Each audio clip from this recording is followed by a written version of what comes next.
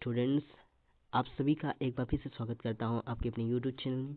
मैं आपका टीचर सचिन कुमार आज लेकर आया हूं कक्षा 12 का बायोलॉजी का तो ये जीव विज्ञान कक्षा 12 का मॉडल पेपर है और इस मॉडल पेपर का सॉल्यूशन आज हम लेकर आए हैं। तो पूरा वीडियो देखिएगा और चैनल पर नए हैं तो सब्सक्राइब भी जरूर कर लीजिएगा। स्टार्ट करते हैं बहुविकल्पीय प्रश्न से। इसमें का जो मेरा पहला प्रश्न है, क्या कह रहा है कि वंशागत की इकाई है। वंशागत आप जानते होंगे, तो वंशागत की इकाई क्या है? मतलब कि एक पीढ़ी से अगर हम लोग दूसरी पीढ़ी में जाते हैं तो उसका मुख्य जो इकाई है वो क्या होती है? वो होती है जीन। हमारी जीन जो होता है वही क्या करता है, एक पीढ़ी से दूसरी पीढ़ी में जाने का काम करता है। निम्नलिखित किस रोग की पुष्टि विडाल परीक्षण द्वारा होती है? विडाल परीक्षण, टाइफाइड, मलेरिया, फाइलेरी आंसर तो यहाँ पर होगा हमारा टाइफाइड। निम्नलिखित में से कौन पादपों के साथ सहजीवी संबंध स्थापित करते हैं? तो इसमें क्या है कि का और खा जो हैं वो दोनों, मतलब कि ये भी है ये भी है, तो दोनों को लगा सकते हैं। फिर यहाँ पर है मेरा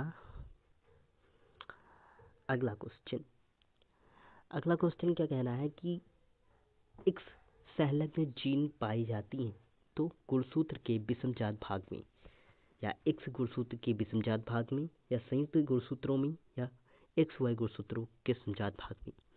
तो इसका जो राइट आंसर है वो का है, वाई गुणसूत्र के विषमजात भाग में। अगला क्वेश्चन क्या कह रहा है हमारा, अब आगे हैं हमारे थोड़े अति लघु उत्तरीय प्रश्न आ गए हैं। अति लघु उत्तरीय प्रश्न में हमारा जो पहला प्रश्न है कि आतर्व चक्र क्या है? आतर्व चक्र, रजोधर्म, मासिक चक्र, मैच्योरेशन साइकिल, इस तरीके से ये क्वेश्चन पूछे जाते हैं, बहुत ही ज़्यादा पूछे जाते हैं। अगला क्वेश्चन है सहप्रभाविता क्या है? उपयुक्त उदाहरण सहित इसकी व्याख्या की। सहप्रभाविता मेंडल के नियम में एक सहप्रभावी नियम था, वही है। निम्नलिखित रोगों का संचरण कैसे होता है? अमीबा का और एस्कैरिस का संचरण, मतलब ये रोग कैसे फैलते हैं। मंगोलियन जड़ता क्या है? और बहुभ्रूणता क्या है? बहुभ्रूण, जिसमें एक भ्रूण, जैसे एक पुष्प है उसमें एक से अधिक भ्रूण बनते हैं, उसे क्या कहेंगे हम लोग? बहुभ्रूणता। फिर आगे हमारे लघु में क्या कहते हैं? लघु उत्तरीय प्रश्न में जो पहला है हमारा, सहजीविता एवं सहप्रभाविता में अंतर स्पष्ट करना है, और वाहिद मतलब 4 में सूक्ष्म जीवों के महत्व का स्पष्ट कीजिए। महत्व को स्पष्ट करना है। वाटसन एवं क्रिक के द्वारा दिया गया जो मॉडल है उसका नामांकित चित्र की सहायता से वर्णन कीजिए। आप अगर चित्र बनाते हैं आपको नंबर पूरा मिलेगा, पक्का गारंटी के साथ। हंसिया का रुधिराण एनीमिया से आप क्या समझते हैं? बहुत ही बढ़िया। इसमें क्या होता है, हम आपको ये थोड़ा समझा देते हैं। जैसे आरबीसी कुछ इस कौन के उससे फूकती है, अब उसका आकार कुछ इस तरीके से हो जाता है, मतलब हंसियाकार हो जाता है, तो उसी को हंसियाकार रुधिराण एनीमिया कहते हैं। जैव उर्वरक क्या है? किन्हीं 2 जीवाणुओं के नाम लिखिए जो मृदा में वायुमंडलीय नाइट्रोजन स्थिर कहते हैं।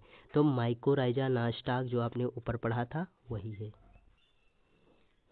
अगला हम लोग नीचे देखते हैं, यहाँ पर निम्नलिखित प्रश्नों के उत्तर दीजिए। यहाँ पर हम आ चुके हैं, तो इसमें आपको बहुत सारे क्वेश्चन मिलते हैं। इन क्वेश्चन को अगर आप देख लेंगे, एक बार पढ़ लेंगे, तो पक्का बायोलॉजी में आप 90+ ले आएंगे। चलिए बात करते हैं आगे यहाँ पर जो निम्नलिखित प्रश्नों के उत्तर दीजिए। यहाँ पर पहला प्रश्न, बाधित दंपतियों को संतान पानी हो तो सहायता के लिए देने वाली विधियों का वर्णन कीजिए। इसमें क्या था, आईवीएफ एक है, इंट्रा यूटेराइन डिवाइस, मतलब आईवीएफ जो है टेस्ट ट्यूब बेबी, वो लिख सकते हैं। एक और 2 मेथड आप लिख सकते हैं। आनुवंशिक कोड क्या है? आनुवंशिक कूट क्या है? इस तरीके से पूछा जाता है। एयूजी जीयूजी ये इसमें आते हैं जो प्रारंभन कोड कहलाते हैं। सक्रिय और निष्क्रिय प्रतिरक्षा में क्या अंतर है? सक्रिय प्रतिरक्षा और निष्क्रिय प्रतिरक्षा, इसका मैं वीडियो बना के दे दूंगा, आप लोग देख लीजिएगा।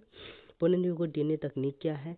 इनकी सहायता से इंसुलिन का उत्पादन कैसे होता है? इसका एक फिगर मैंने वीडियो में दे रखा है, उसको जाकर आप जरूर देखिएगा। और नीचे है यहाँ पर अपरा की परिभाषा। अपरा क्या होती है? अपराजन प्लेसेंटा, जिसमें भ्रूण मतलब जो बच्चा होता है गर्भ में माँ के घर में जहाँ से जुड़ा रहता है, जिसको उसको न्यूट्रिशन मिलता है, खाना वाना मिलता है, तो उसी नली को अपरा कहते हैं। पॉलीमरेज चेन रिएक्शन या पॉलीमरेज श्रृंखला अपक्रिया का उपयोग करते हुए किसी प्रकार के लाभकारी जीन का प्रवर्धन किया जाता है। जैव विविधता क्या है? वह वन्य जीव से या किस प्रकार भिन्न है? जलोद्भिद पौधे के आकार की अनुकूलनों का संक्षेप में वर्णन करना है। निम्नलिखित प्रश्नों के उत्तर दीजिए। बहुकोषीय तथा आंतरोमी में अंतर लिखिए। ये ज़्यादा नहीं पूछा, इसको ज़्यादा मत देखिए। जीन चिकित्सा, ये देख लीजिएगा। एडीए की कमी से उदाहरण देते हुए जीन चिकित्सा पद्धति का वर्णन कीजिए। इसमें एक लड़की थी जिसको एडीए हो गया था, मतलब एडेनोसिन। इसमें क्या किया जाता है, जीन को निकाल कर उसको चेंज किया जाता है। विधि थोड़ी लंबी है तो बाद में बताएंगे। यदि एक समुद्री मछली को अलावा जल की एक्वेरियम में रखा जाता है तो मछली जीवित रह पाएगी या नहीं? देखो, एक मछली होती है, उसका वातावरण होता है अगर नमक पानी, मतलब जो खारा पानी होता है उसमें रहती है।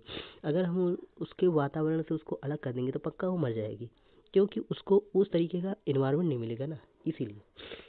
बीटा सेल्स तथा टी कोश का है। Beta cell and T cell का निर्माण कहाँ होता है? देखिए, इनका निर्माण कहाँ होता है? आप भी जानते हैं इनका निर्माण कहाँ होता है। बोन मैरो में होता है या अस्थिमज्जा में होता है? आप लोग कमेंट में बताइएगा।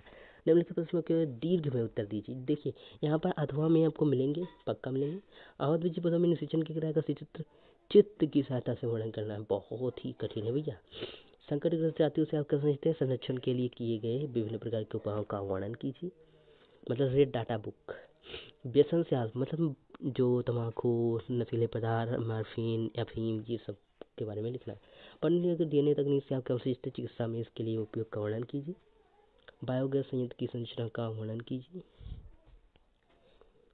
निम्नलिखित पर संक्षिप्त टिप्पणी लिखिए, जैसे वैक्सीन था उनसे होने वाले लाभ, स्वतंत्र अभियोजन का नियम, जैविक खाद। मिलते हैं अगली वीडियो में, तब तक दिखती रहे हमारे यूट्यूब चैनल।